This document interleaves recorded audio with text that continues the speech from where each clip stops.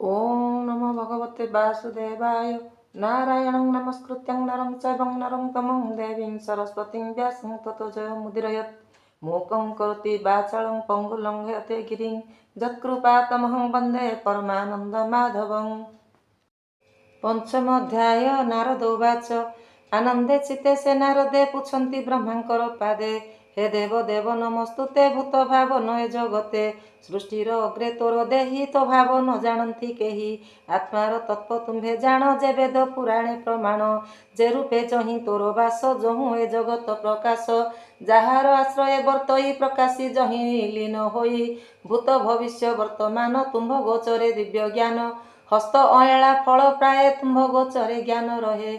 जेणु तुम्भଙ୍କୁ ज्ञान स्फुरे जेबा तुम्भଙ୍କୁ हृदय धरे। ताहार अवश्य कार्य कर स्वरूप किसबा तुम्भर। वृत्ते संचरी भूत करु जाहार मायारे बिहरु। ए भूत गणକୁ जे पाळे अपरार भी आत्म तुले। आपणे शक्त बळे भाबी आश्रमे जेन्ने उन्न नाभि।